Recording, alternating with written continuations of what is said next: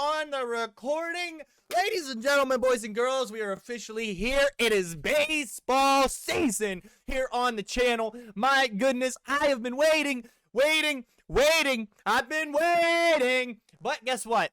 We're here. We're ready to do it. Dude, fucking baseball, baby. Let's go. Who else is excited? I'm excited. Hopefully everybody else that's going to be tuning in today is going to be excited. I have a bunch of stuff planned, all right? It wasn't planned, but now it's planned because I planned it, right? You got that. So what we're going to be doing today, we're going to be doing a little bit of just basically breakdowns. I'm going to be going through specific teams, no one in particular today. We're just going to start kind of breaking them down. I'm going to keep track and keep notes of all the guys, all the teams that we're breaking down, all that type of stuff throughout the season. We are probably going to kind of consider this.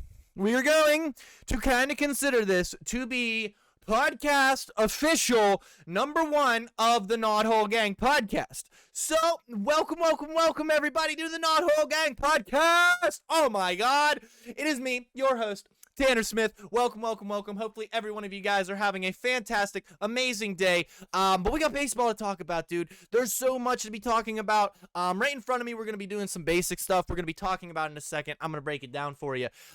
We got every farm system ranks 1 to 30. They got them right now. Top 100 prospect lists are out. So that is going to be something kind of exciting to see. Guys like Paul Skeens, Jackson Holiday, all them guys going to be coming up, man. It's going to be very exciting. You got people like Max Clark, he's going to be making an impact as well, kind of hand in hand with Paul Skeens. Which one of those guys is really going to, maybe shine a little bit before? Kind of gives me that glimpse of, not so much because one of them's a pitcher, so the comparison's a little harder, but we haven't seen like two people have such a high ceiling, I think, since like Trout Harper era. So I think this Max Clark Paul Skeens thing is going to be really good for baseball coming up into the future. These guys are two big names, very young stars that have already made an impact in baseball. So I'm excited to see what they're going to be able to do for Detroit and Pittsburgh.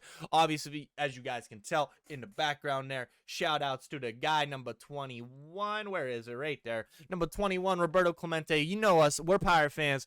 Unfortunately and fortunately. So talking about things, man, Paul Skeens, Max Clark, they're playing today. Today is a warm-up game. So real quick, let's talk about it. Let's switch over to the live scenes.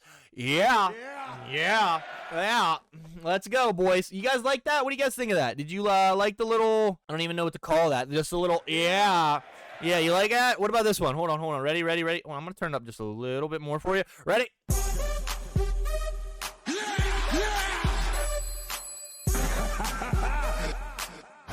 me talk to you.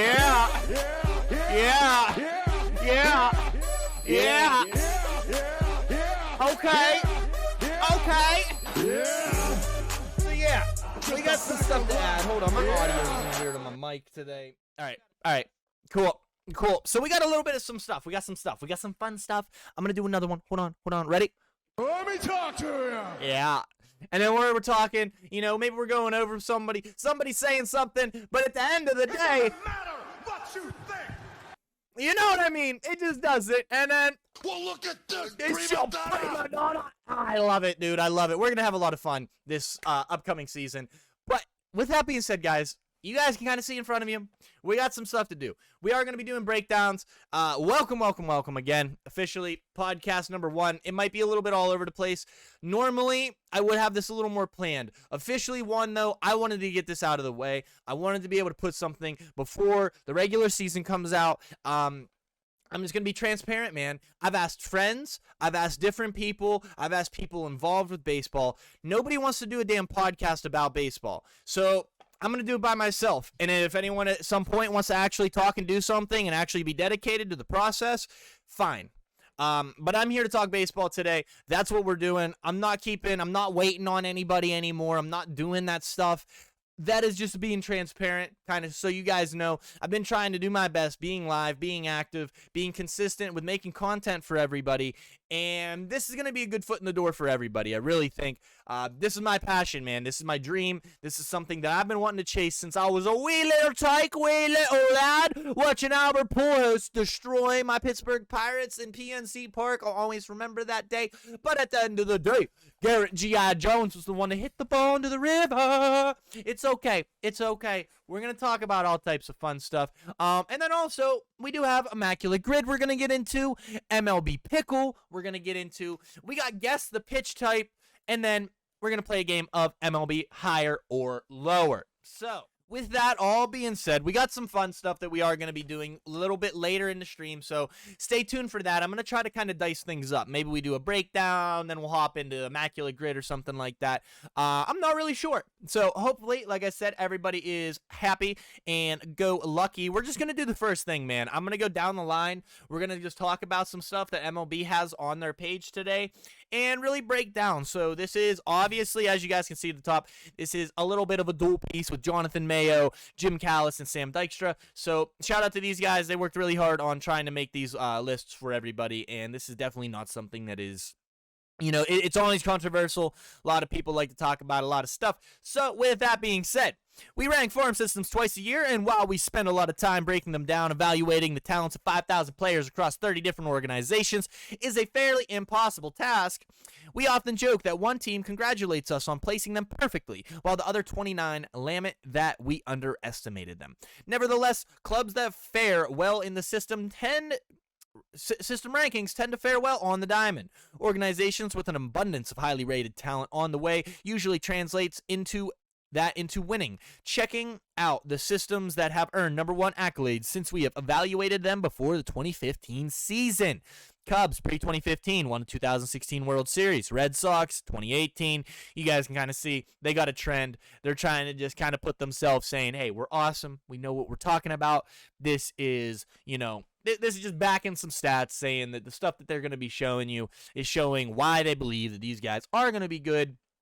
Just a little bit of backing. For those of you guys that are a little bit confused by what this stuff means, they're just showing you exactly whenever they're dating, when they checked out these teams, gave their evaluations on their minor leagues and their prospect rankings, and this is what came from them. So most teams, I'm going to say most because like a couple of these guys I think is like weird. Like for instance, like the White Sox, right? They're saying like they did them in mid-2017. They set the franchise record with 2 straight playoff appearances, right? I understand this, but can we all agree that I think the White Sox this year are probably going to be one of the most mid teams this year? I actually think, if anything, this team is going to end up losing more games this year than they ended up last year. I just didn't really see or hear a lot of traffic about them. I'm not going to pick apart any of these teams right now because I just don't really see the need to be doing that right now. Obviously, like we know the Braves are going to be good. We know the Brewers are probably going to be good. Dodgers good. Red Sox they're losing some guys. Cubbies kind of going to be on the fence a little bit for me this year. Padres, like who the hell knows? I feel like they really missed out, while a lot of the other teams in their division, like the Dodgers and the Giants, kind of like are upping that ladder a little bit even more. Rays are a team that I will totally agree, in the Orioles, these last two teams, really doing a good job working through like trading and working through just their overall development. So really, really good 2 sets at the bottom here. These guys have been pretty good, and you're kind of starting to see that really in the next couple years coming up. Orioles and Rays are definitely going to be competing within that division more than what I would say the Red Sox are probably going to be. So worth noting, but let's talk about it.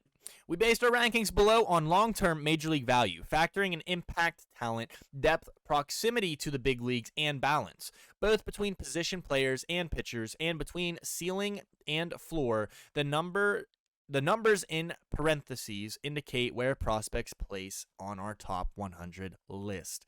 So they're saying Baltimore, they're 1, and they've been 1 since 2022 preseason.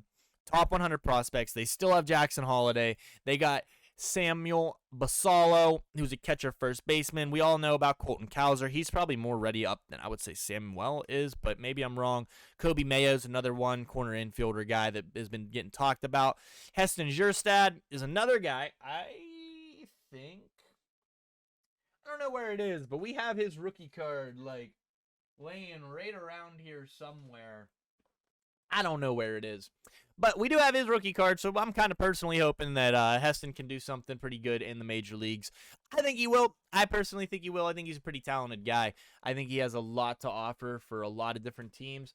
And I think people are going to be surprised to see what this guy's actually doing on a diamond whenever he does get called up. He has that surprise pop. I'm not here to pick apart these guys. When we do that, we're going to actually hop in their stats, go into little baseball savantness, and check some stuff out. But secondarily, this one is actually a bit surprising to me personally, but they're ranking the Cubs. So the Cubs are going to be coming in at number 2. So kind of saying why this is surprising, and it's not that they're not getting better. They definitely are, and they've had those years after 2016 where they weren't like the most dominant team, right? And they've had a lot of things going on. So talking about this, a lot of people, you guys might have seen on Twitter, Pete Crow Armstrong dyed his hair like blue as hell, dude. Like, it's some blue ass hair. Look at this shit. Look at this. Look at this dude right here. Right here. Look at this. Look at that, dude. What was he thinking, man? Like, oh, I don't know. There's something about it to me. Like, I get it. You're the top prospect. But, like, look, dude, he looked so much better just like this. Like, this is fine. I don't know. Like, I get it. You're excited to be a part of the Cubs, man. But I think we could doll that back a little bit. I think he had a really nice look going. Like, you know, even right here, like the longer hair and everything, I like that. That was good. I'm not here to pick apart a guy's looks, you know. However, play however you want. Maybe he plays better with blue hair. Who knows? But the Cubs are interesting. 2022, they're ranked 18th. Out of 30 teams, they're ranked 18th. Like, that's not good. That's only 2 years. And then in 2022 midseason, a lot of them guys started looking really nice. And then they ranked 10th. Then 2023 preseason, you know, 12th. Now, heading into 2023 midseason rank, or not now, but into the 2023 midseason, they were ranked 4th. Now coming in, they're 2nd. And they have some good guys. You know, not a lot of these guys I do want to throw a little bit different. So, like, you look at Baltimore, the guys that are listing, every one of these guys are above the top 50, right? You got a couple guys that are a little bit lower in the Cubs, but there is a plethora of players, right? So, of course, you got Pete Crow Armstrong, who's obviously their number 1 prospect right now. This guy is probably going to be a very good outfielder. I'm not doubting that. Cade Horton, another right-handed pitcher. You're going to see a couple of these guys, notably, aren't pitchers, right? So the one guy, Cade Horton, is a pitcher. That's something I think the Cubs actually need the most, is pitching. So that's kind of something to take into consideration. And it's also something to take into consideration with why they wouldn't bring back people like Cody Bellinger. You know, when you just look at this, I'm looking at 3 outfielders right here, right? I'm looking at Kevin Alcantara. I'm looking at Owen Casey, I'm going to say that's Kasai maybe, and then Pete Crow Armstrong, right? Those are 3 guys, given they're probably not all going to get caught up in the same year, and some of them might take a little longer to develop. But, I mean, when you're looking at the outfield of what the Cubs had last year, and we'll break that down a little bit. I think we can go from here and just kind of check the Cubs out. I want to just look real quick and look at these outfielders that they do have that are outside of those guys that we just looked at, right? So we're looking at outfielders, right? So outside of Kevin Alcantara, outside of Pete Crow Armstrong, and we're not going to count Brennan Davis because he's also minor tabbed, and then Cody Bellinger here, right? Did they sign him? Like, did Cody actually, yeah, right here. Okay, so February 27th, they get him. So, like, they do bring Bellinger back, right? And he can play first, and that's something that is worth noting. And as Bellinger gets older, that is probably where he's going to end up, right? Kind of just wanting to point that out there. That's why I wanted to click on Bellinger. I assume they signed him, but they got him listed for an outfielder, but they signed him as a first baseman in the tab, the transaction thing. It's a little weird, right? And honestly, you look in here, who's going to play first base through these guys this year? I'm still thinking Cody's going to see a lot of first base. So, that puts you now, you have Ian Happ, you have Seiya Suzuki still, and they have Seiya for a while, right? I don't know the contract for Ian, but I think he has a couple multiple years too, I believe. So, you know, calling these guys up, it almost leads me to believe, like, the outfield's a little busy, in my opinion, for these guys, especially with these minor league guys pushing at the doors. You know, you look at the middle infield, you know, yeah, you got Luis Vasquez, and as they talk about it, you know, you'll have people like Michael Bush We would like to see where Michael Bush is. You know, where's he going to play into this? Is Michael Bush going to get called up? He's not on the 40-man. So it's just interesting. It's something worth noting. Talking about it, the Cubs haven't had this much prospect talent since they ranked number 1 in 2015, with a system that helped them end their 108-year World Series drought the next season. This time around, they have much more pitching depth, which could help them build a longer-term contender. 4 of their MLB high 7 top 100 prospects arrived via trade, which again was what I was saying. These guys, you know, they really did a good job developmentally, but they also, like the Rays and like the Orioles, they're trading to get some of these guys to bring them in. And we're going to keep talking as we see this, you know, talking about these trades and talking about acquiring some of these people. And now we're going to look at Milwaukee Brewers, which, again, very interesting. This is a guy, Jackson Chourio. In my opinion, he kind of came out of nowhere, and everybody was talking about him, right? Everybody was excited to see, what can Jackson Chourio do? What is this guy going to be about? And I'll tell you right now, I don't really know a whole lot about him, okay? I'm not going to sit here and act like I know everything about him. So let's check him out.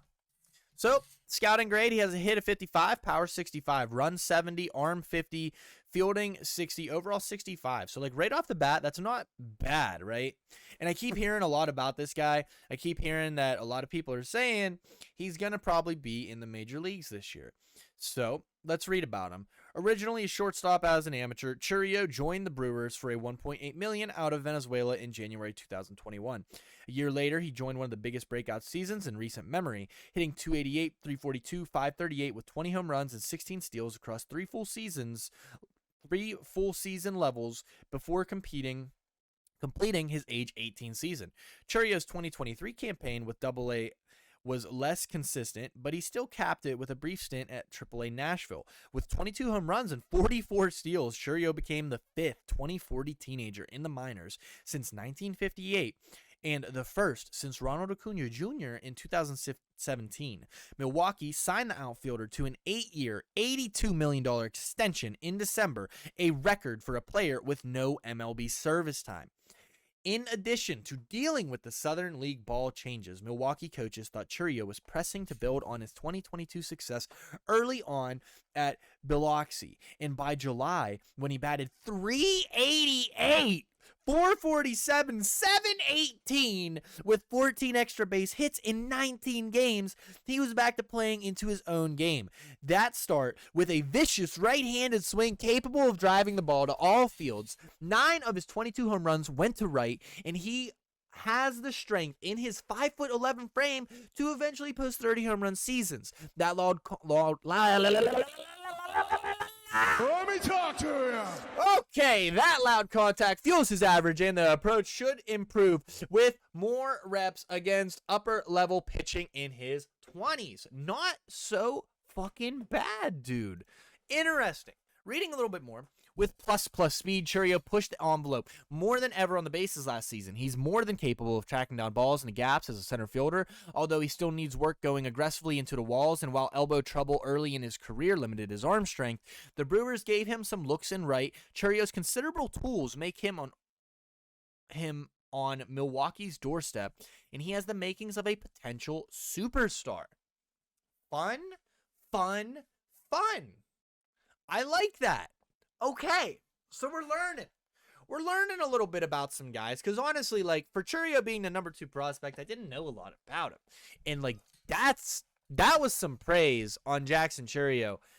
So like, for those of you guys that don't know about him, man, like that pretty much gives you a really good idea of what that guy is going to be bringing to Milwaukee's table. Not to mention, this is a team last year, they seen Christian Yelich come back, right? Christian Yelich, in his own, didn't have a bad year. Yeah, it started a little slow, but this was the first year in at least 3 years, I believe, where people were kind of getting excited. Like, Christian Yelich was starting to really turn into himself. And again, I said we weren't going to break into some of these teams and stuff and these guys, but this is kind of where we're at, right? So looking at that 2023 career, looking into 2023, I mean, he hit .278, man. His slugging was the highest it's been since 2009, right? The on-base percentage, it's been down, but it really hasn't been, because you look at him throughout his career, that's about where he's hanging out. Actually, this is one of his better years outside of like the 2 years where he just went off, right? So it puts you into perspective. Home runs, he hasn't been that home run guy. He hasn't been the 2018-19 Yelich, yes. But he has went back to the 2016-17 Yelich, I would argue, and we're seeing a lot of that. OPS-wise, this is the third best season he ever put up, and it's just worth noting that, you know, if you're able to get that, and then you have a guy like Jackson Churio, who he then comes up, right, becomes a big piece of the puzzle. I think that really adds to it. You know, you look at this team. There's Jackson Churio. There's Sal Frelick. There's Garrett Mitchell. There is Joey Wiemer. There is Christian Yelich. Again, another team that has a lot of action in the outfield, especially with these prospects getting called up. Makes me believe maybe there's some trading. This team also adds Rhys Hoskins. They have Bryce Terang, Willy Adames. Like, if Bryce Terang, Willy Adames can really be a nice like 1-2 punch in the middle of the diamond there, who knows, man? You might have a really scary team. Also mentioning, they already had William Contreras, who is a pretty threatening power bat. We've seen it. We've seen how he can be. And then they had Gary Sanchez as like the pretty much definite backstop until they get guys like Jefferson Curo to be ready. I wouldn't be surprised to see if Sanchez gets traded towards the deadline. I could totally see that happening. And who knows, man? Maybe he goes somewhere that they really need him. I wouldn't be surprised if he ends up back in like New York or something. I could totally see that. I know that might sound wild and outlandish to some, but I don't know, man. This team, they have a lot of talent, and sometimes with a lot of talent, it's worth getting rid of some of the pieces that just aren't getting as utilized. And I kind of see Gary Sanchez being like that, because I don't think you want guys like Joey Wiemer and all them that did a little bit of DHing last year. I don't think you want them to miss out on those opportunities on a guy like that. So that's pretty much what I want to talk about with the Brewers. Like we said, Jefferson Curo is the number 35 prospect in the top 100, and he's probably going to be a catcher of the future for these guys, but they have William Contreras and they have Gary Sanchez right now. So I'm not thinking they're rushing him.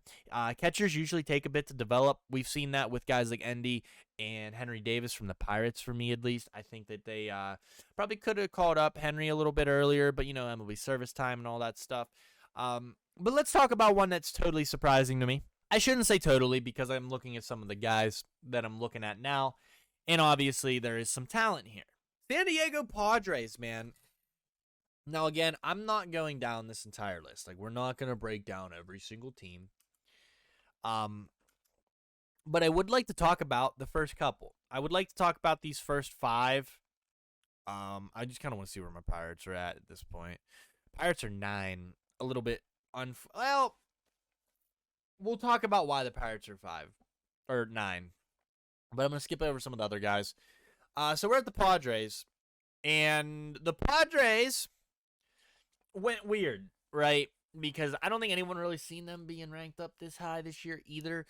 Going from 17 to 28 to 23 to 9 to now jumping to 4. Some stuff's happening. So much for the Juan Soto trade depletion. The Padres have kept their pipeline infused with talent since the 2022 blockbuster through the draft. International additions, trades like the most recent Soto deal, and international development, the debate as to whether Salas or Merrill is the better prospect rages on. While the 2022 draft in particular brought a loaded group of Snelling, Lesko, Adam Mazer, Graham Pauley, and Jacob Marcy, along with others, the recent international signing Leo Dalis de Veres is prepared to follow the Salas path and join the top 100 before long. So they're talking about it. I mean, yeah, we know they like to hold things. They like to see that. Salvador Perez breaks down Ethan Salas. Let's see it. Let's see it. Let's see it. Okay. That was Salvador Perez breaking down Ethan Salas. Okay. Okay, yeah, good receiving. He kind of like, I don't want to say shit on his hitting, but he kind of like dismissed his hitting. Was like, yeah, he can, yeah. He went, yeah, that's his hitting. He said, he can't hit. Yeah. but he can field. Yeah. Yeah. But he can throw. Yeah. Yeah. But is he on the major league camp yet? No, no, no. So let's see. Let's see. You know, who knows? Who knows? But now we're going with one of the bread and butters, one of my personal favorite guys. This guy is very interactive in real life. He's very interactive with the fan base, very interactive with MLB The Show content as well. He's going to get a little hype. Max Clark.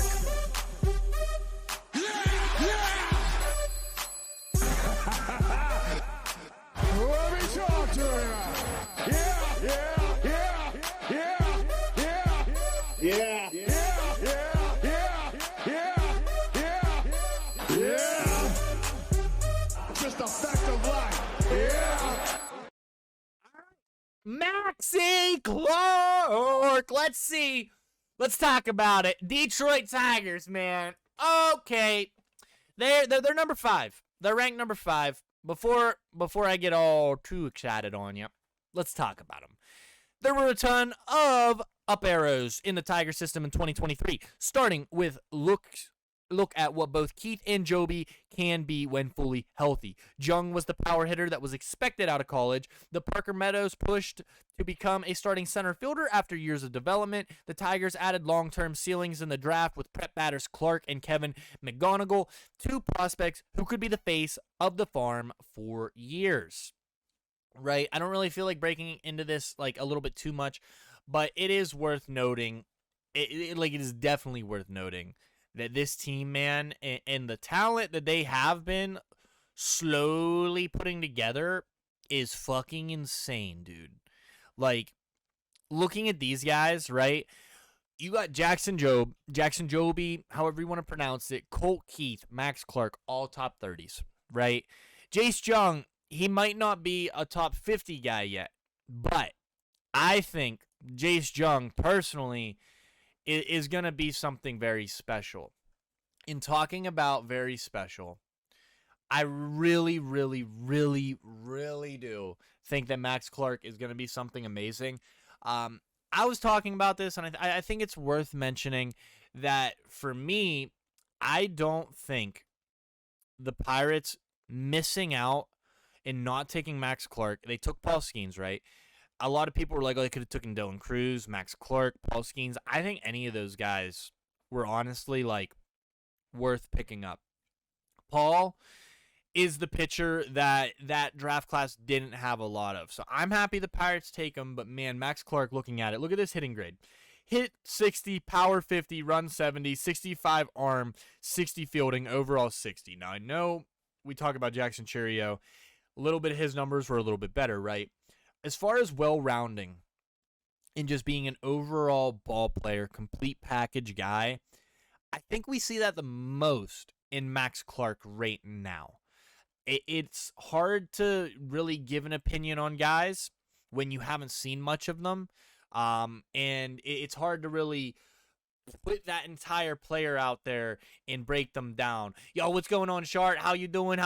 Welcome. We're just doing some MLB breakdowns. We're doing some of the Immaculate Grids, MLB Pickles, stuff like that. Just doing a little bit of a baseball breakdown day. Probably no video games or anything like that today. We're just doing a little bit of the fun stuff, talking some baseball, talking some shop, hanging out, relaxing, doing some stuff. But hopefully you're having a good day, man. Hopefully everything's looking good on your end, and welcome to the stream. Thank you for tuning in again.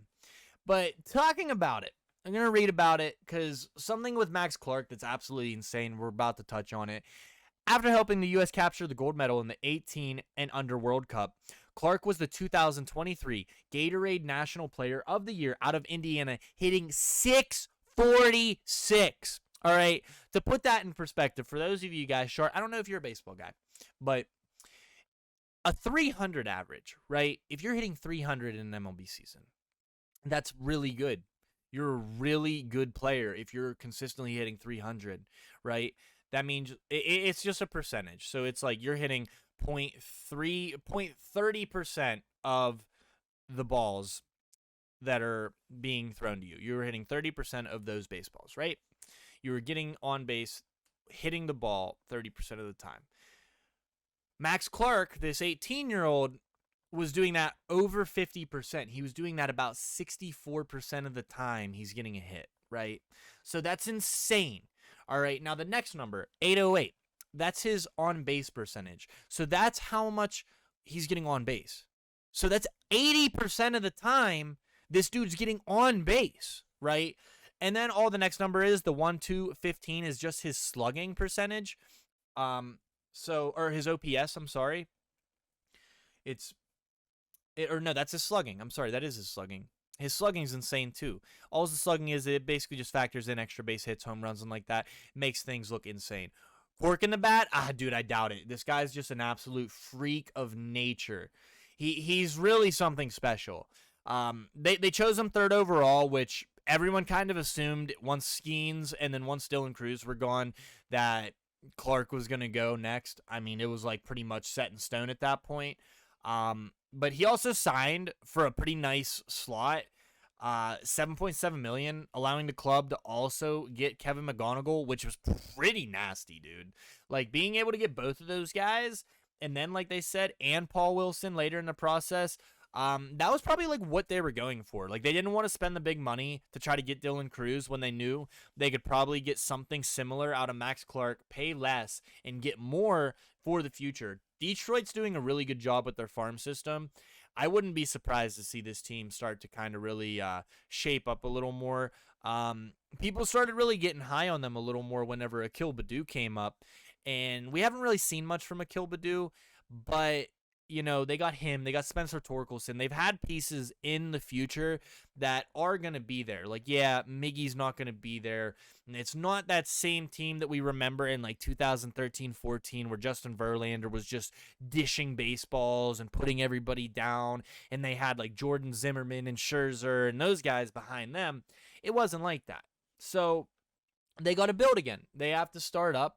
And a guy like Clark that is just such a well-rounded 5-tool player, it's impressive, man. It's really impressive. I'm excited to see what he can do.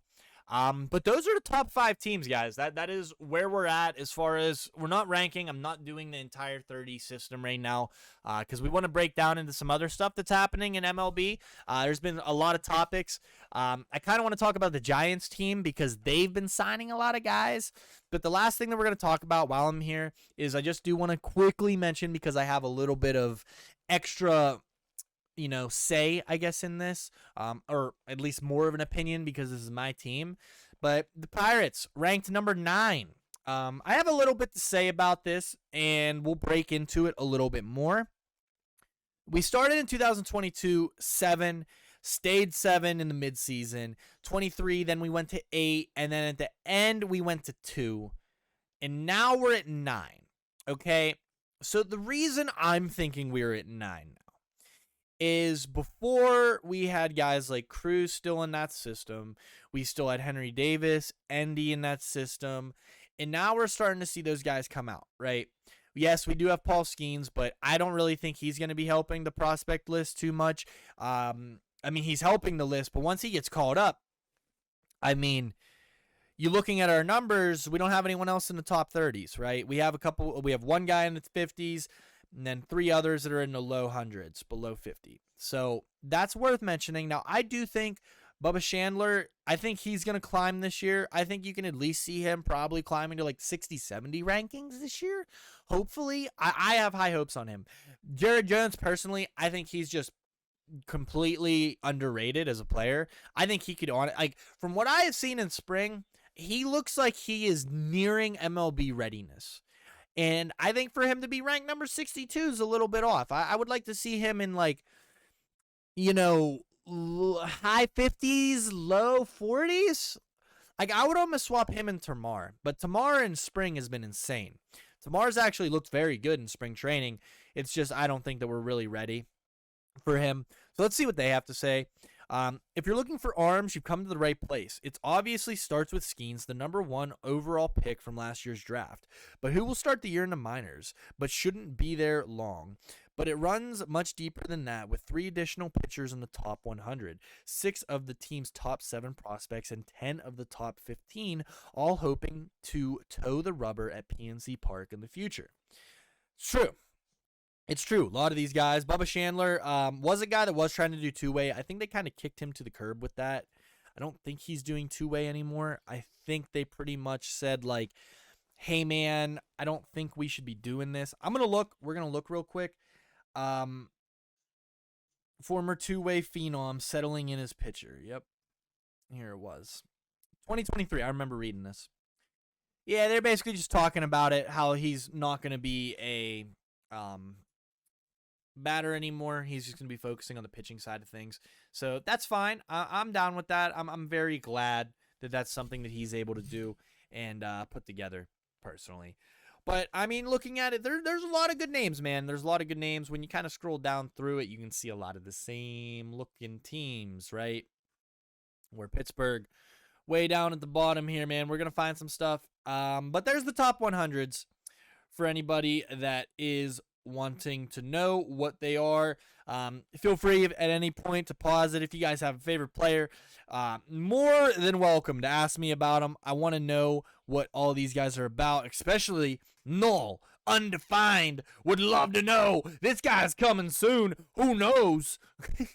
That was funny. I didn't even see that. But then you got like guys like Luis Angel Acuna, who is obviously oh my God, Ronald Acuna Jr.'s brother. I couldn't figure out his name. Damn, there's been so many names going through the head today.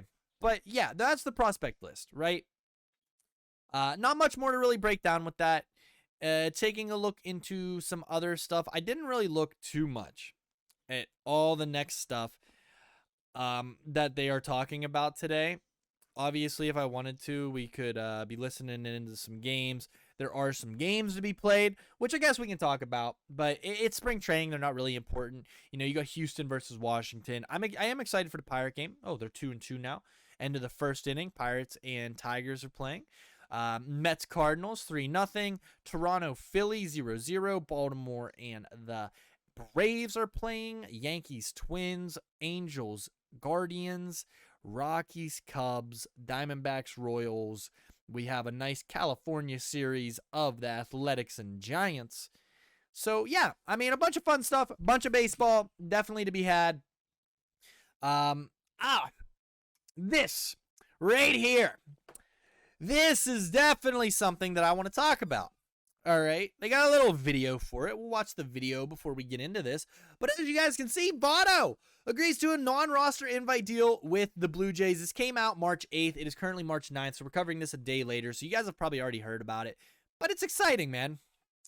This is exciting stuff. Good for Joey Votto. I'm happy for him.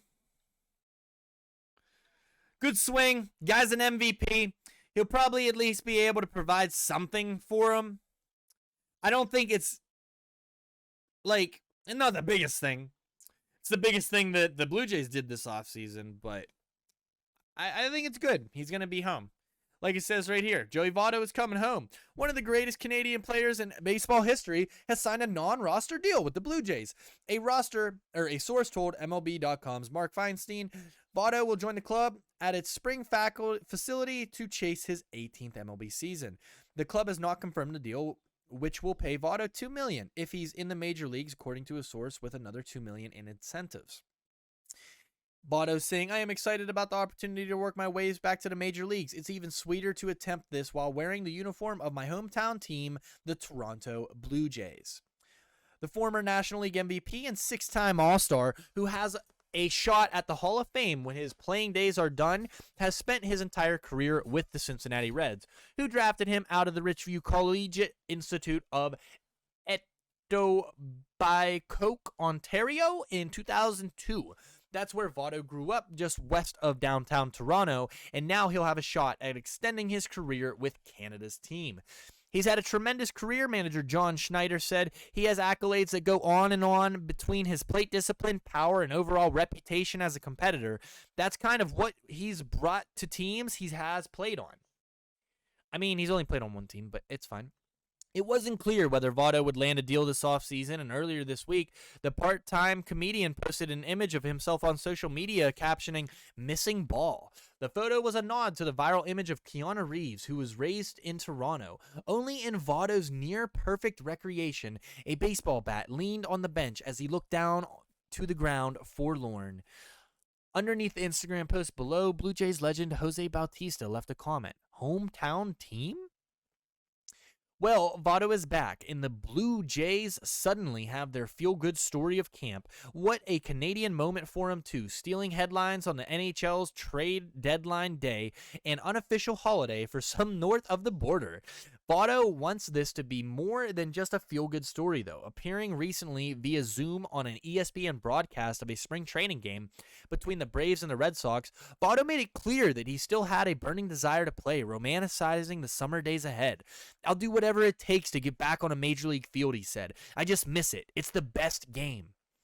Votto is a Canadian baseball player and one of the best hitters in this generation, owning a career .294 average with a remarkable .409 on-base percentage. Now 40, Votto is coming off of a pair of down years that have been slowed by injuries. Over a combined 156 games, Votto hit just .204 with a .714 OPS, but he has continued to play the field at first base, and he feels he still has some more left in the tank. When news of Votto's signing broke Friday at TD Ballpark, 39-year-old Justin Turner stood at first base. That position obviously belongs to Vladimir Guerrero Jr., but Votto will join a depth competition that includes Daniel Vogelbach and Spencer Horwitz, ranked as Toronto's number 16th prospect by MLB Pipeline. First and foremost, to see where he's at, what he's been doing, things like that, Schneider said. He probably has a good guy to lean on in Justin Turner, a decorated 39-year-old. It's just trying to have him be part of the process and see what the first week or so lands us. Whenever you're interested in a player, there's obviously skill sets that you're drawn to, and his speak for themselves. There are still plenty of hurdles to clear before Votto is taking the field with the Blue Jays, just kilometers from where he grew up. But for now, the Blue Jays just brought in one of the most decorated players in the sport for what could be one last crack. And there's now no story in camp more fascinating than this one. Fun, man. Fun. I like that a lot. Very happy for Joey Votto. This one also interesting. I did not even know about this. With 2 weeks just to go before the opening series in Seoul, South Korea against the Padres, the Dodgers have made a change in shortstop. Throughout the winter and into camp, the Dodgers were leaning on Gavin Lux to handle the bulk of the responsibilities as shortstop. But as Lux's throwing woes continued this spring, the Dodgers are now giving the keys to the position to Mookie Betts, who came into the season as the club's starting second baseman. Dodgers manager Dave Roberts said that the move to have the 2023 National League Most Valuable Player runner-up at shortstop is permanent for now. Betts was the starting shortstop in the Dodgers Cactus League game on Friday, but he is expected to play 4 more games at the position before flying out to South Korea. Just to make this move right now, it's something that the entire organization feels is the right thing to do to give us the best chance to prevent runs and to win baseball games, Roberts said Friday. I think that, specific to Gavin, it gives him an opportunity to get to the other side of the diamond, and he's actually played more second base than shortstop in the last few years. So to get him back over there, shorten the throw, it should be less of a toll on his body overall and give him an opportunity to have success. Yeah, let's just pass off all the stuff on Mookie. Yeah, sure. The decision to move Betts to shortstop was not one the organization had considered as they came into camp this spring. But after watching Lux struggle in game situations this spring, the concerns about whether he could handle the demands of the position continued to grow. Dude, this is actually interesting development. They're really kind of bashing Lux as a fielder right now. This could be really hard for them to even want to get rid of him. You know what I mean? If they're trying to set up to be hey, we could maybe pawn Lux off, I don't think they're going to do that. And then they have, what's his name? Isn't Miguel Vargas? Can't he also play second base?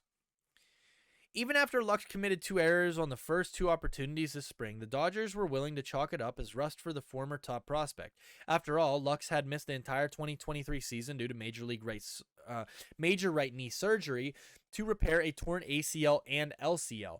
But those concerns only grew on Wednesday as Lux's throwing woes were on full display. Lux had a throwing error but also had a pair of bouncing throws that were scooped by first baseman Freddie Freeman. In 2019, Lux also struggled with throwing across the diamond. Making this move earlier this spring, the Dodgers believe that will help Lux play free and not affect his offense, which has looked solid in Cactus League play.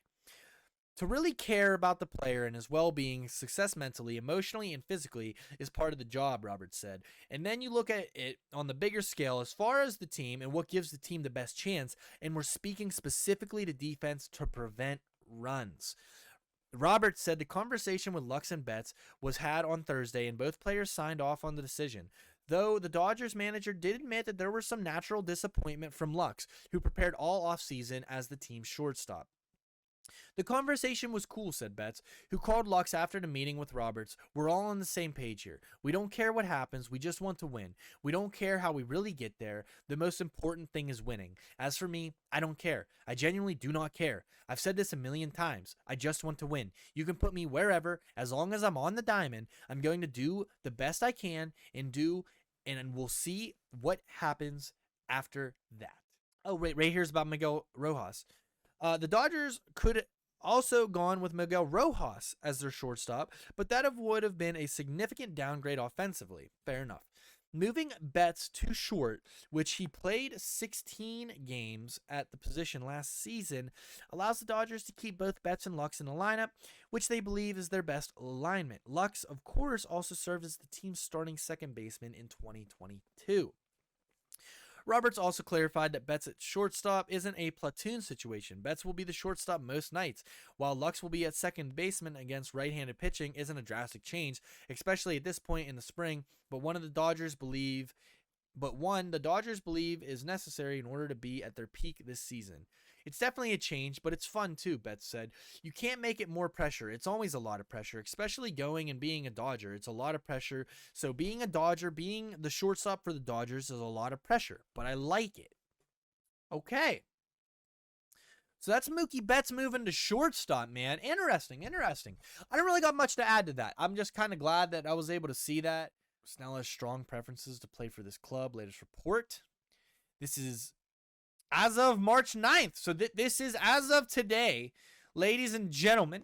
Snell has strong preference to play for this club report. Latest free agent and trade rumors right here. Hearing it first, right off of MLB.com. I don't see... Okay, we're talking Buster Olney here. This is the guy reporting it. Okay.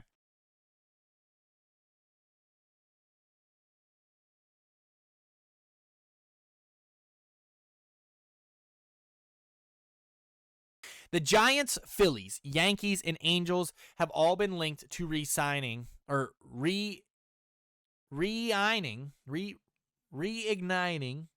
National League Cy Young Award winner Blake Snell in recent weeks. Plus, there may be some mystery teams in the bidding. Ooh. Yeah. It's difficult to gauge each club's interest level in the left-hander, but Snell is very interested in joining the Angels, according to ESPN's Buster Olney. I'm hearing that Blake Snell's strong preference, is to go to the Angels. Olney said during Thursday's edition of the Baseball Tonight podcast, there has been back and forth with that team. That's where I think he's going to land. March 9th, Marlins have had talks with JD Martinez.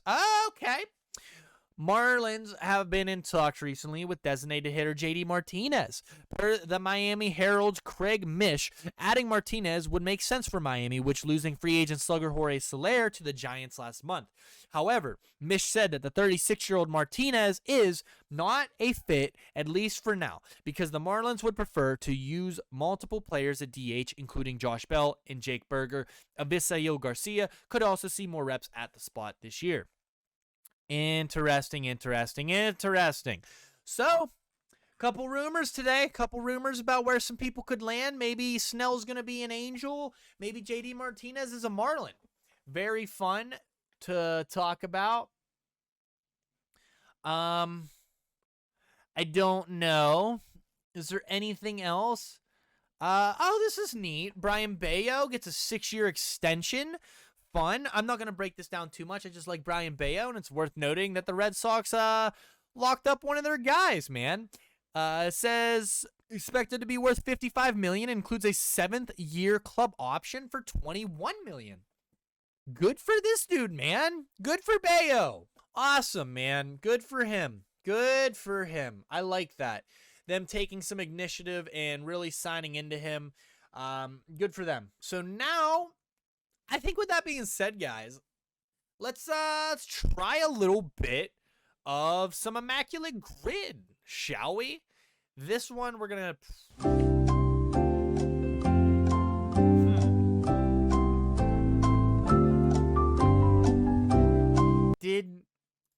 The guy that comes to my mind is Jose Iglesias. I feel like he played for the Angels. Yup. All right, we're going to do Jose Iglesias. 2%. I'll take it. A Gold Glove Angel. Everyone's going to be picking Mike Trout. We know that. We know that. I'm going to wait. I'm going to wait on that one. A Gold Glove that had a 200-hit season. Ichiro. A Gold Glove with a 40-home run season. Did Cody Bellinger did it 1 year, right?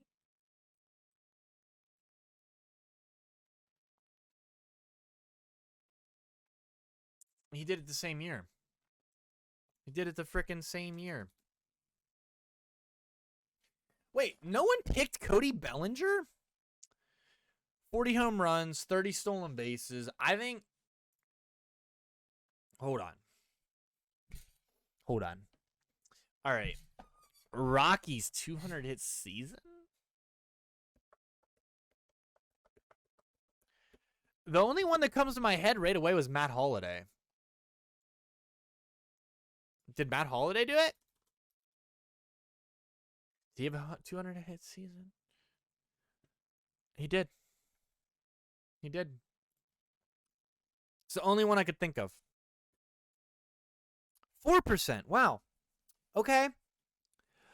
200-hit season, 30 stolen bases. It had to have been Ricky. Right? Like, it has to be Henderson.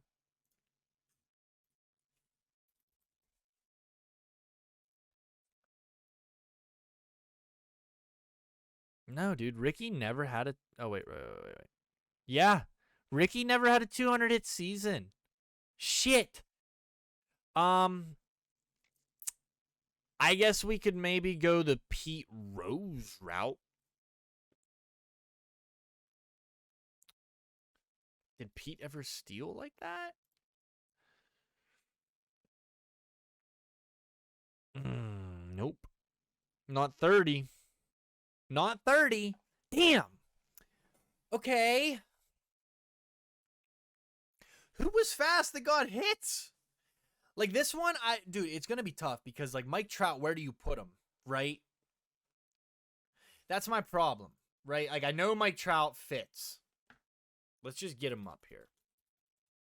What is going to be Mike Trout's best fit? Are we going to put him on...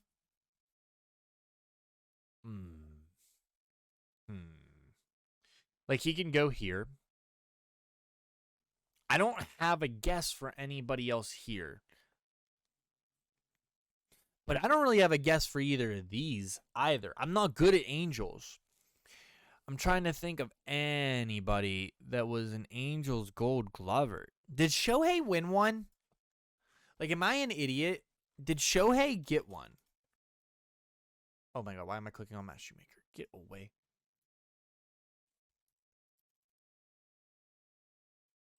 It's because I'm typing shoe. I don't see a Gold Glove.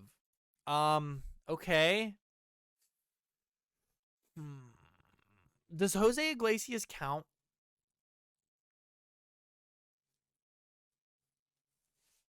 Does that count?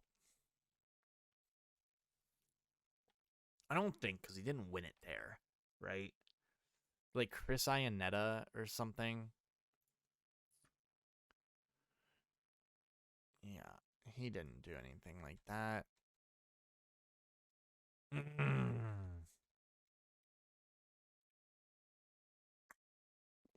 Got it. I got it.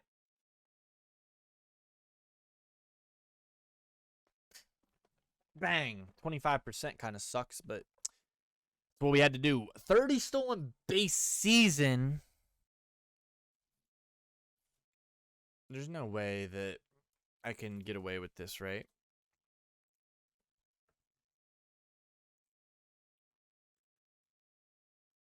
I don't think he ever did 30. Ah, you couldn't have stole 4 more, you bastard. Okay. I am kind of confuzzled. I'm putting this one as Mike Trout. It's just where he fits the best. At least now.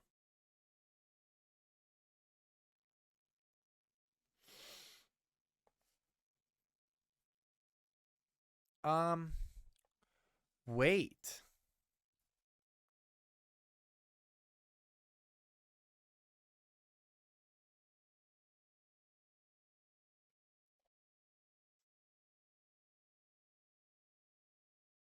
Oh, no.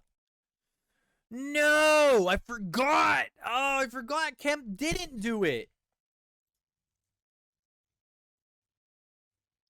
Oh. Oh, he was so close to all this. Damn. Okay, I thought I had one.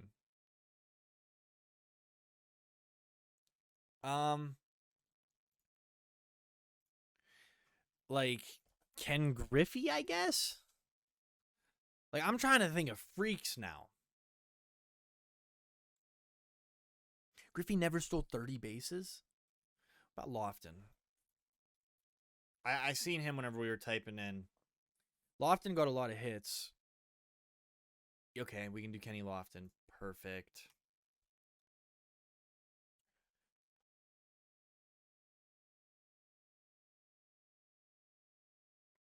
Did he?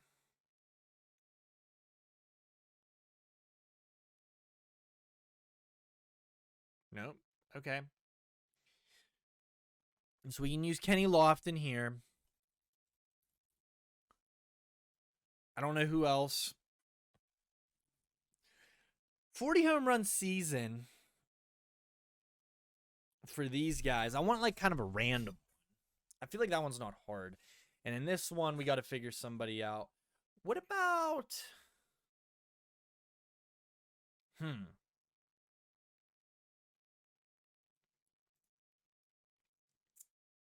I honestly can't think of stolen base guys right now.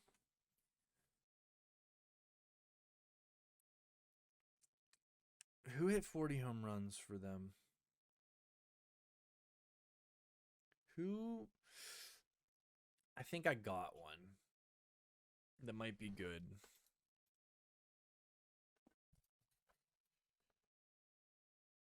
Oh, he never got 40? Damn, what about Cargo? I think Cargo did.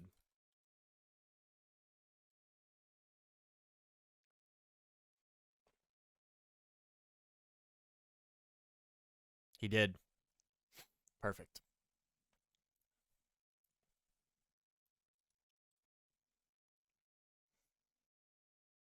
Gonzalez. Boom. I like it. I like it. 30 stolen bases for the Angels. 30 stolen bases for the Angels. There had to have been someone fast in that team that I am just overthinking right now.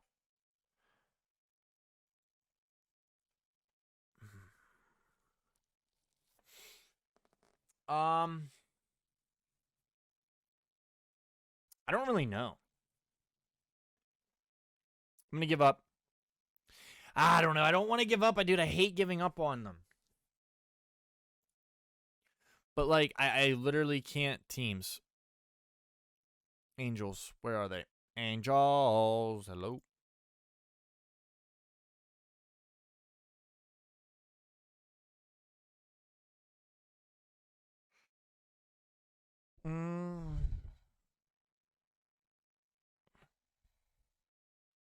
Batting.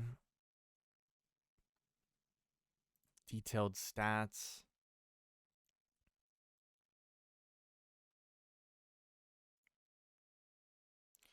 Nobody on this team. Can I change it from like different years? Anybody, dude. I don't even know. Like, I genuinely don't know who we could even think it would be.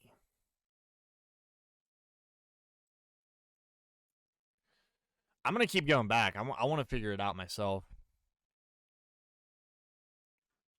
A 30 stolen base season.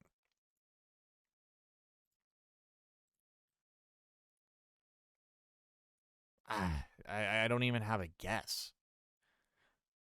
Cameron Maben had 29. Cameron Maben with 29 so far. Mike Trout with his 30. We can't put Trout because we already used him. Dude, I remember Eric. We were at 2014, by the way. Okay. Let's head to 2013. Mike Trout. God damn. 2012, it's probably going to be Mike Trout. Would you look at that? Whenever he was a freak at stealing bases. Hey! Hey! Oh my God! Eric. I can't even spell his name. That's how random it is. ERIC. Let's go! We did it! We did it, man. Like, yeah, I had to dig for that last one, but not bad, not bad, not bad, not bad. Let's post it. Let's post it. Let's do it. Boom. Bam. Bada bop boom. Pow. All right. Copy that. Let's post it. Let's post it real quick. Let's post it. Let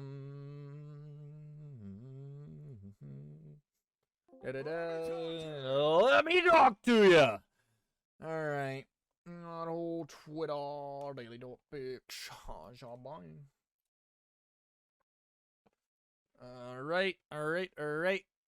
We're immaculate. Let's see if you guys can beat a 72. Where's everybody at? Okay. Dude, we would have did so much better. I'm sure I could have figured out a better 200 hit Gold Glove one, but if I can put Ichiro, I like to. I'm proud of that one.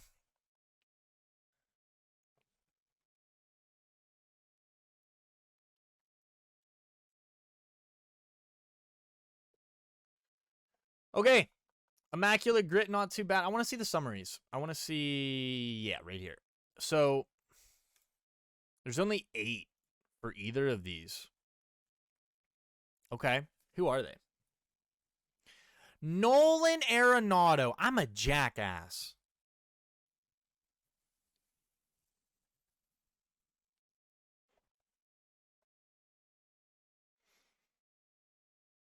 Todd Helton. I like how I went with Cargo, bro. Like, I guess that's the most recent one I would really remember outside of Nolan. I don't know why Nolan just didn't exist in my mind. Does he have a 200 hit season too? No, he doesn't. Oh my God, Charlie Blackmon. Holy shit, Charlie Blackmon had a 200 hit season and I forgot. Juan Pierre. Hold on. I was going to guess Juan Pierre. No way. I didn't guess Juan Pierre. Bro. Fuck.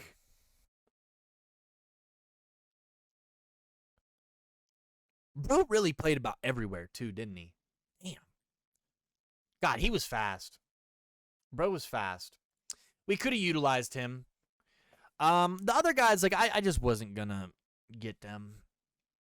I really wasn't. This one I felt like was hard. Who else could it have been?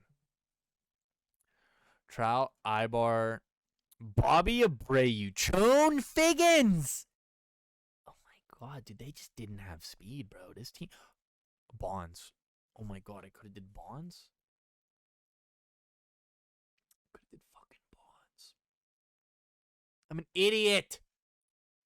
You don't think about fucking Bobby Bonds, you know? You don't think about that. You don't think about that shit, dude.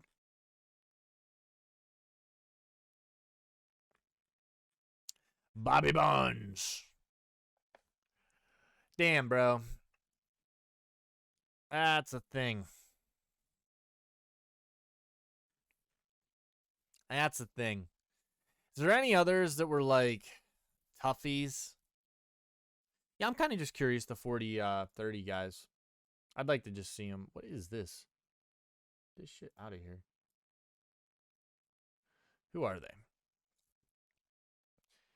Hank Aaron, Cunha, Brady Anderson, Bagwell, Beltran, Barry Braun, Burks, Canseco, Dawson Green, Guerrero, Mays, Murphy, Rodriguez, Sandberg, Soriano, Sosa, Trout, Walker, Yelich.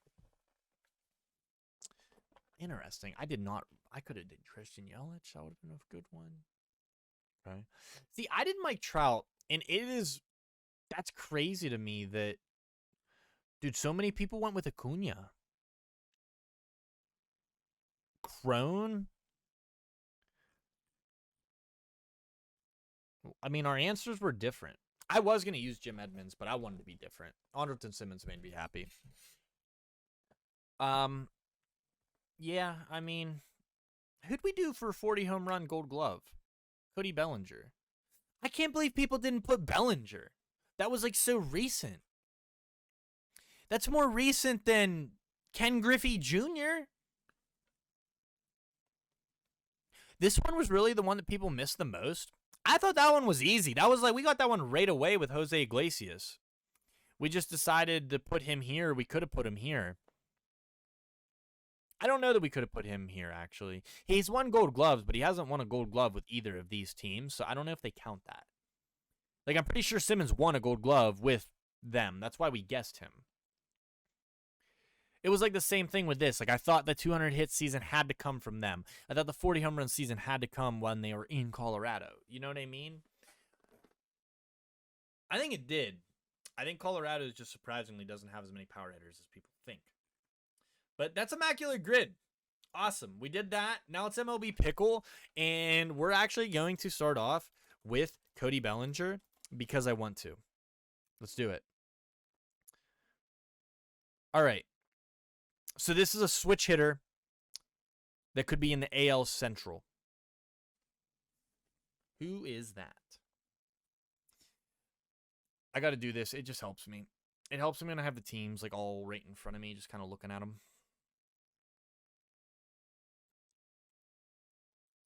I actually think I would rather have the standings. Of 2023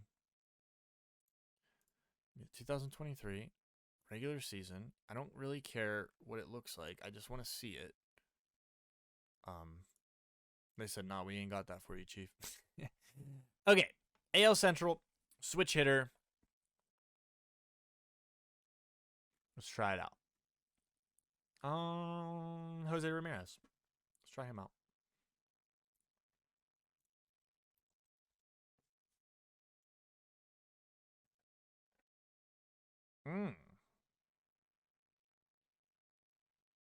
So they're in the NL.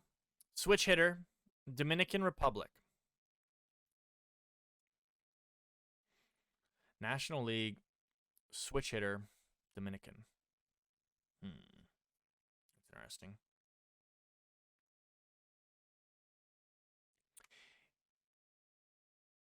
I want to say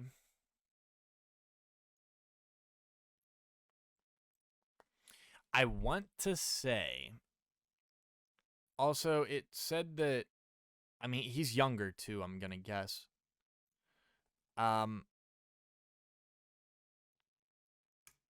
actually the exact dude that he's from Venezuela, not Dominican. Is Cattell Dominican? He's 30 though. It's not Cattell. Not Cattell.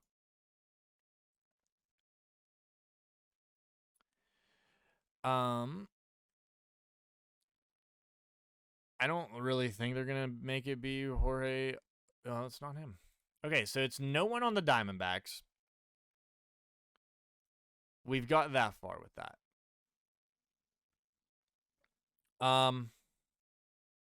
Just trying to see the teams, you know?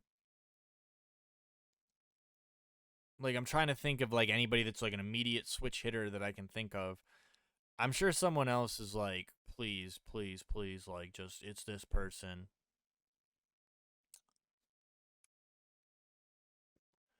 Out of curiosity,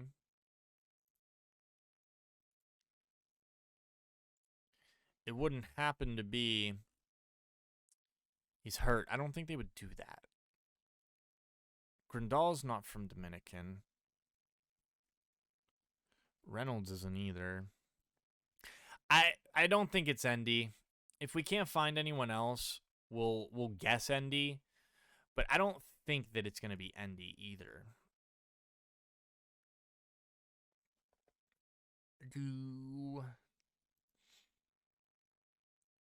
Oh, that could totally be who it is. I think I know who it is already. I think it's Ellie De La Cruz.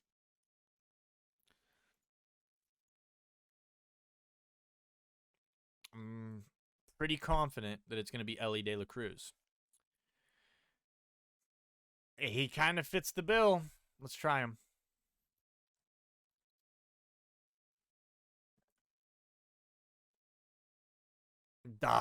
It's not him. Oh my god, I forgot it was. It's not Central. So that was a waste. It's literally not a Central team. So who could it be? Oh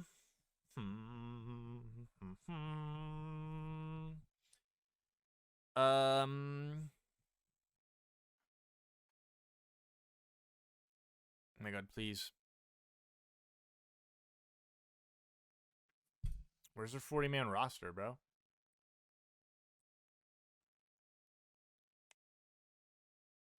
Can I see their team? Like, hello?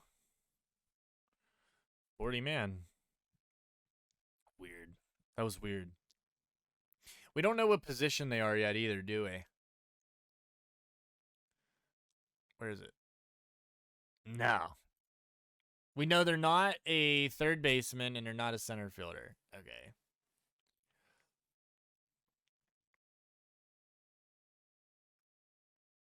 Jerkson Profar? I don't think he's from Dominican. I think he's from somewhere like different. Yeah, Curacao. He's the same thing with Aussie. So I'm not seeing anybody in here. Unless they're going to be like stupid and make it like something like this. You know, I don't want it to be that. So it's not them. It's not the Diamondbacks. Should we go to the Dodgers? Check on them? It's not Central. Oh, it's not a center fielder, though. I wonder what they have them listed as. Check out some of the Philly guys. I think it might be somebody on here. There's one guy I want to check out, right? It could be Rodolfo Castro, actually. Yeah, because my guy... Do we guess Rodolfo Castro? I know he's Dominican. 24, shortstop. That falls within the age. Okay. Is it Rodolfo Castro? It is. And it is not him, but We now know it is not east. It is not central. It could be the west. Which now that we've broken it down to the west, and we also now know that it's a shortstop. All right, we have a lot of good stuff going here. So it is not central. It is not the east.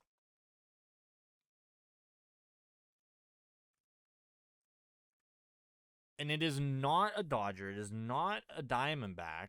Or it might be a Dodger. No fucking way it's going to be who I think it is. I mean, I keep saying that. But I'm about to get real upset about this one because I think it's Jose Iglesias. No, he's not a switch. So it's their other shortstop. Tavar. No, it's not. It's...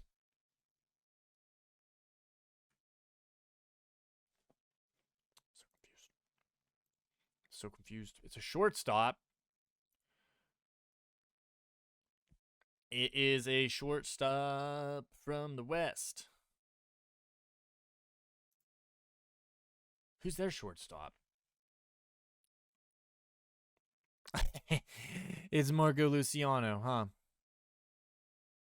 Is that who it is?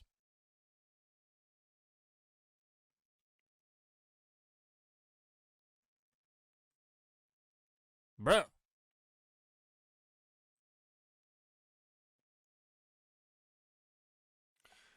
Who is this? Who is this? I'm so confused. It's not Central and East. Like, it is a West player. It is a West shortstop.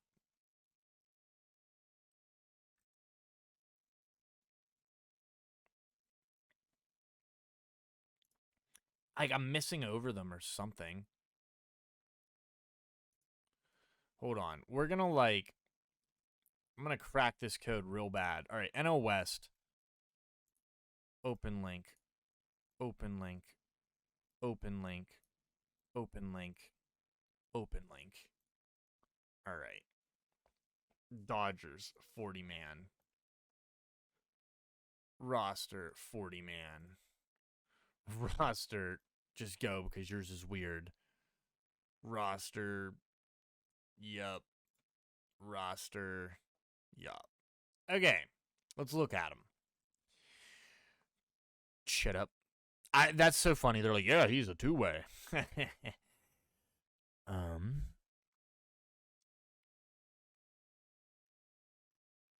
Who are they trying to say this is?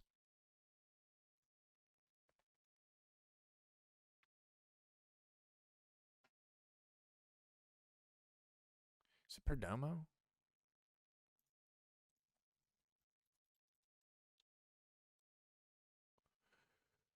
I'm so mad. Stupid. We got it. Gerardo Perdomo. Damn. Not bad. Not bad. Not horrible. Not great. Not great. But hey, we're there. We're here. We did it. Okay. Now we're going to do pitch type guessing game. Let's do it. All right. That is a 95 mile an hour fastball. Hell yeah. Oh, that got a little bit of movement to it. I might want to say that's a sinker. I feel like that's a sinker. Really? Add some bite to it, though. Okay. Ooh, that is a Brewstar Gratterall slider.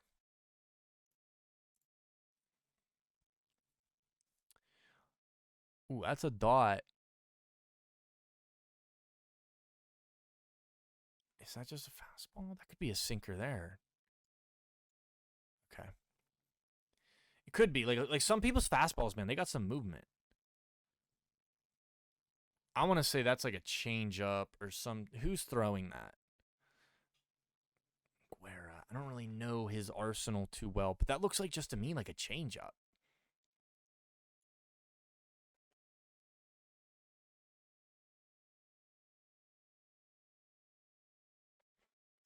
That's a sinker.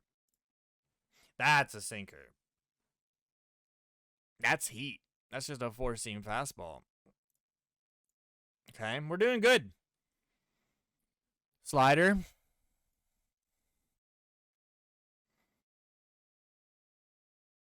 Ooh. That's 98. Is that a four-seam? It's got to be, right? Yep.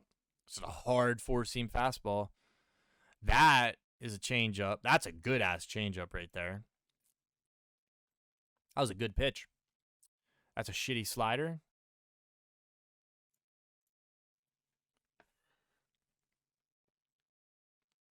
That is a hanging sinker. That is not a changeup. Oh, boy. They're giving me Sidewinder shit, dude. Like, okay. Dude's throwing sidearm, bro. It's hard to tell. That is a slider. Backdoor.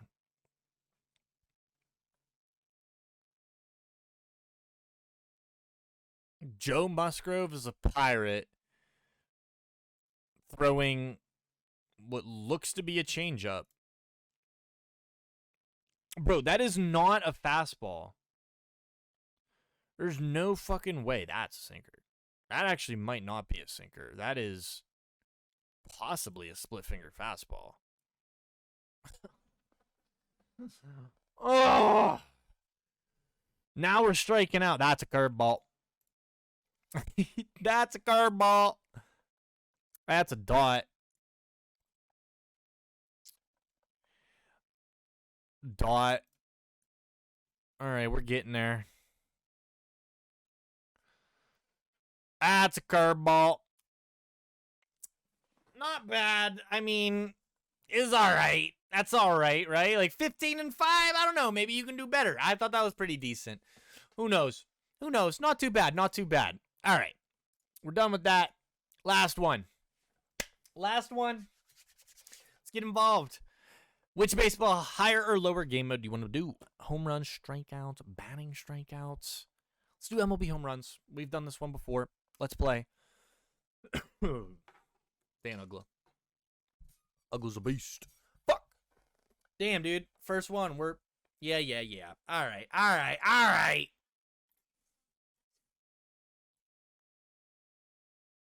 Play again. Give me a good one this time. All right. Paul Konerko. Ooh, I'm going to say Konerko, though. Konerko hit a lot of home runs. Yeah. That's a good one. Greg Vaughn. Dude, Vaughn hit a lot of home runs, but I still think I want to stick with Konerko. My guy Ernie. My guy Ernie Banks, bro. Let's go. Ernie Banks, bro. Bagwell. My goodness, come on. Give me a harder one than that. They will. They did. All right. I don't know. I don't know how many home runs Al Simmons hit. I don't know how many home runs Don Baylor hit. But I feel like Don Baylor hit more than Al Simmons for some reason. Because I was right. Cool. Johnny Mize, he seems like a guy has a lot. Sure did. Oh my God, we're rolling. Fucking Joey Votto. No, I thought Votto would have. 8. 8. 8's not bad. Let's do it again. Let's see if we can beat 8. Stop with the fucking ads. Stop.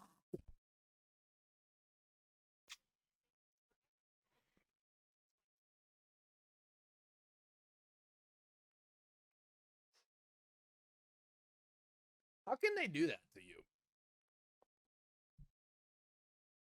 Like, that was obviously... It is obviously Pujols. Like, holy shit. Bruce hit a lot of home runs. Not as many as I thought.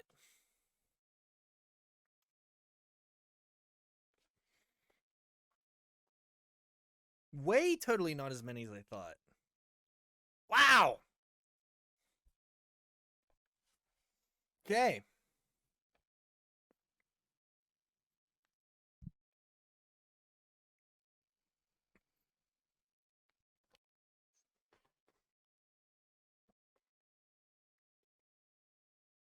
All right.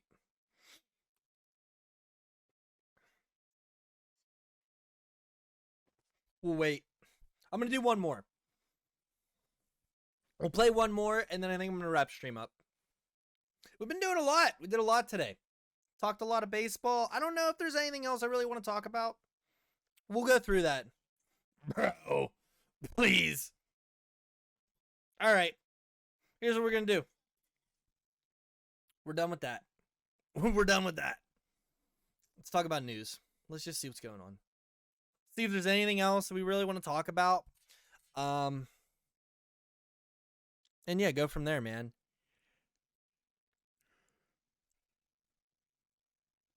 Not really anything like I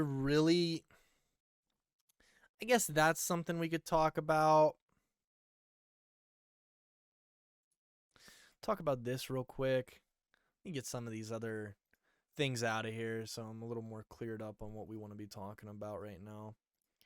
Had like a bunch of stuff pulled up. Okay. Also, I want to just grab my drink real quick. Yeah, we got Edwin Diaz. We'll talk about the suspension. We already kind of touched on that.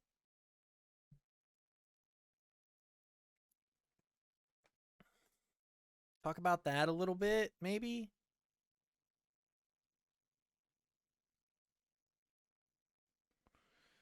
I don't like to give him attention because he blocked me on Twitter because I said John Nagowski was his dad. Let's talk about that.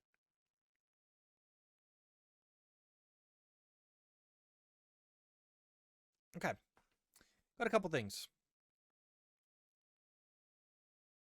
Here we go.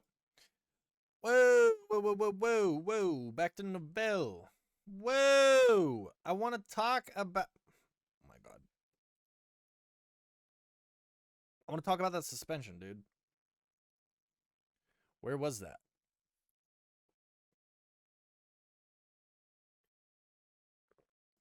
News.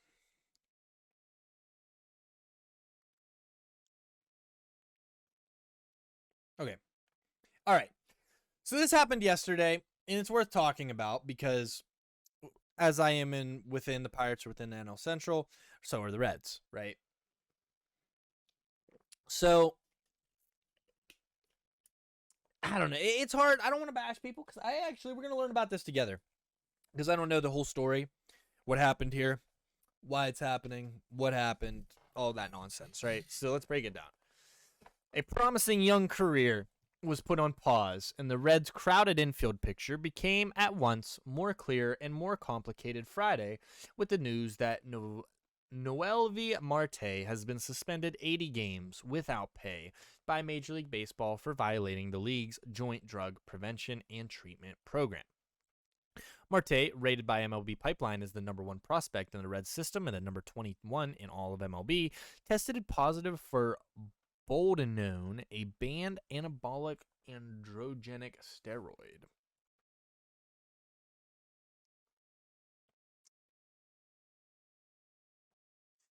It was originally developed for veterinary use, but has since become one of the most common performance...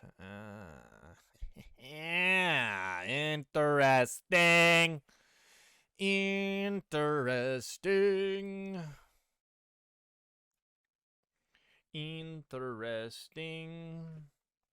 Posting edition of the Discord.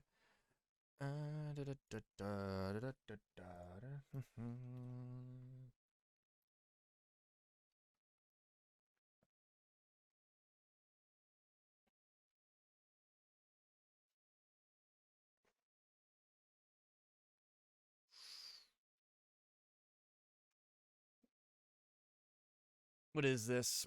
Okay. Boldenone is an anabolic steroid, chemical structure nearly identical to testosterone. Boldenone can stimulate protein synthesis and release of erythropoietin into the kidneys. Athletes sometimes use boldenone, which may be sold on the black market to increase muscle mass and strength. Along with being prohibited in sport, athletes should be aware of the many health and safety issues surrounding boldenone. This is good. This is good information, you know? I like to read about this stuff because it, how do I put this?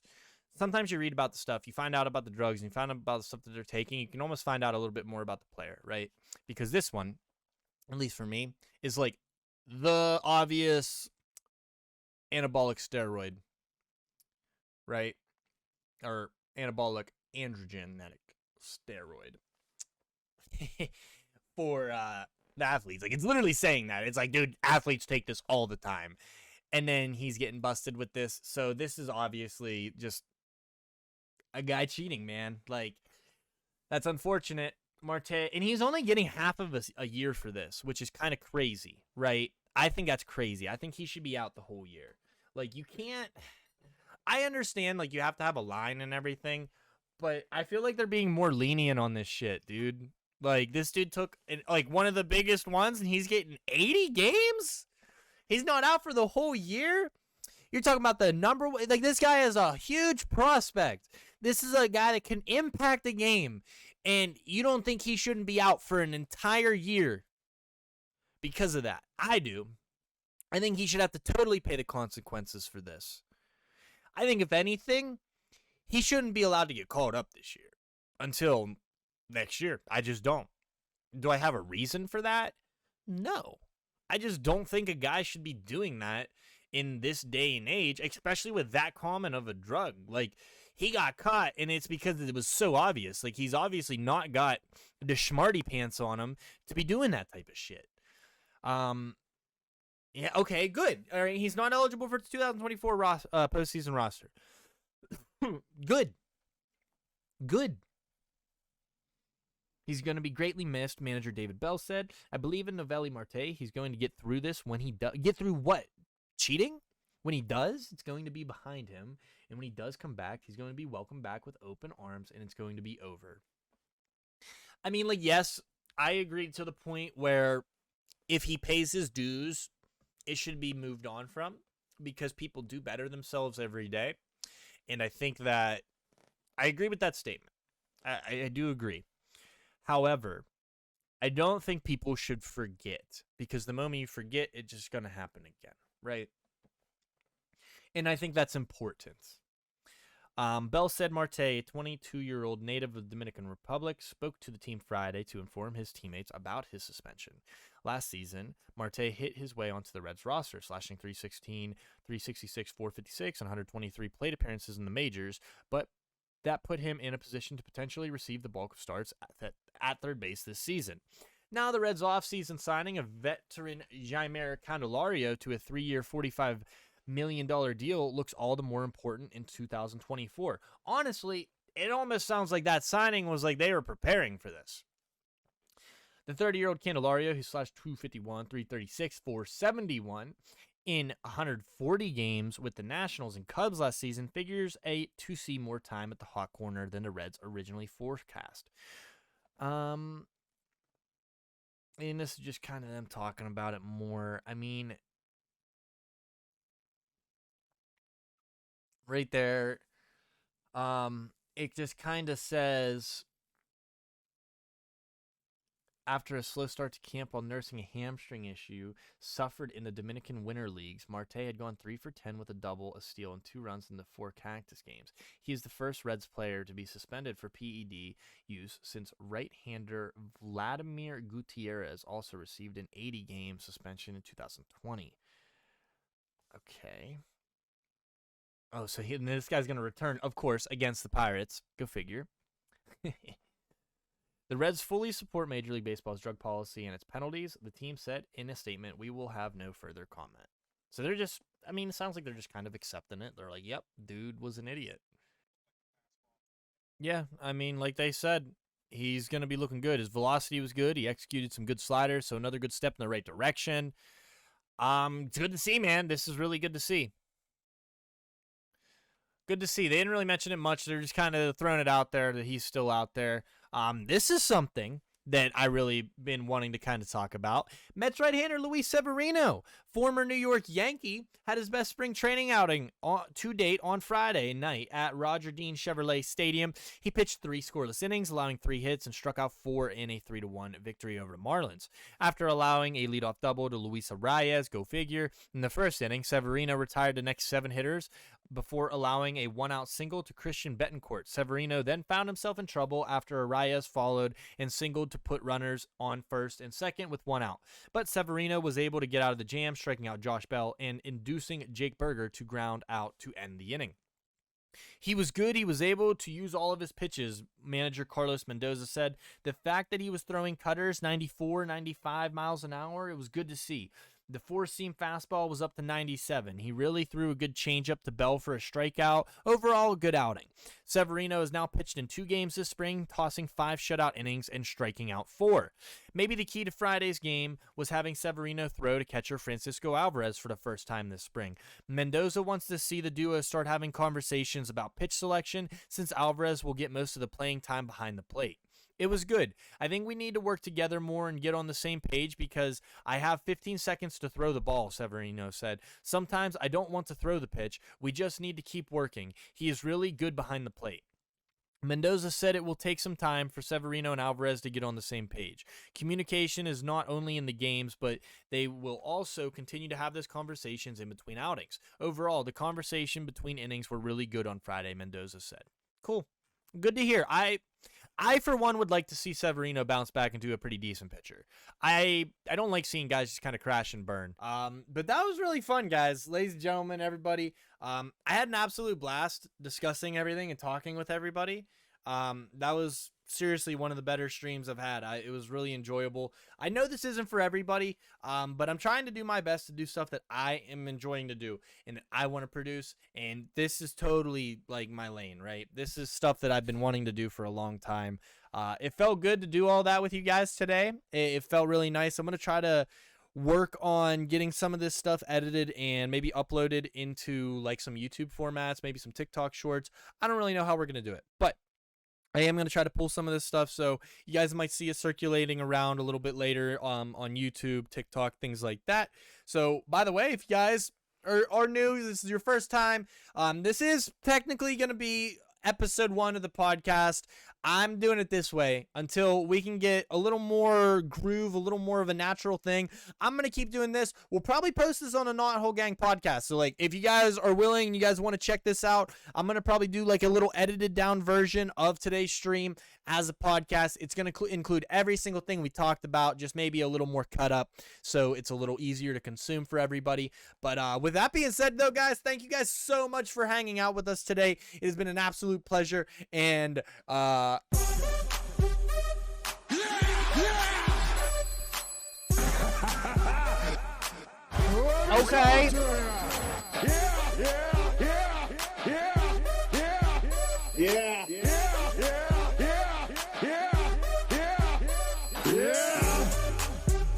Just a fact of life. Yeah. All right, ladies and gentlemen, let me talk to you later. I'll see you later. Thank you guys so much for watching. Bye-bye.